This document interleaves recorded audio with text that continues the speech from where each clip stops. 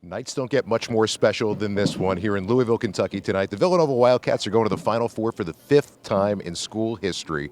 Might hear a little hoarseness in my throat. A lot of people doing a lot of celebrating, a lot of joy in that locker room, and one of the toughest mental efforts that you could see from any basketball team ever. Yeah, I think, Scott, that's what Coach Wright mentioned in the locker room when he talked to the team. He said we were just a little bit more mentally tough than Kansas. They were making plays down the stretch. Villanova was able to make one more play. That mental toughness was the difference tonight, and that sends the Wildcats off to the Final Four. I was just in shock. All the work, that these two put in. They were great leaders, and it's just a real feeling. It's something that you dream about, and it's just, loss of words.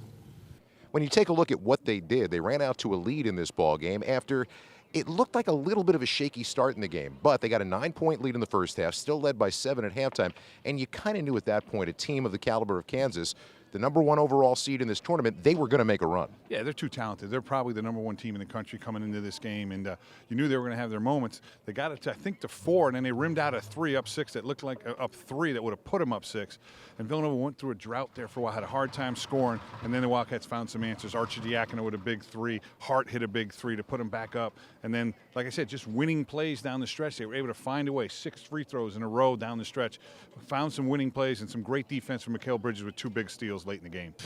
Just for us to get here, all the work we've put in, all our senior captains that we had before, Moof, Tony, Mo Sutton, Taj Bell, Javon Pinkston, Darren Hilliard, Nick McMahon, all those guys, just for them, because they made us the men we are today, they made us the leaders we are today, and man, this is very special for us. Ryan Archidiakono, here he is in a situation where he gets to his 4th year, his birthday, by the way, and he gets the crowd singing happy birthday to him when it was done.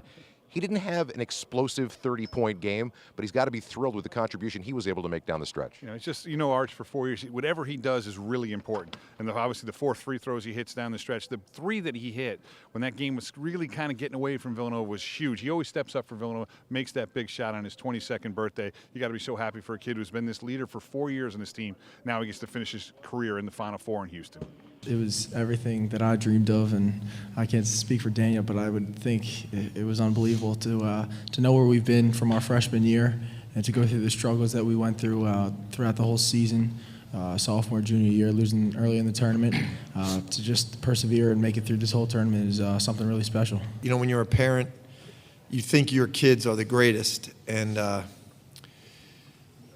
then when you see them live that out and become great, it just makes your heart swell, and even if they would have lost, you still think they're great, but you can see they've proved to everybody else they're great, and I'm so proud of them and happy for them.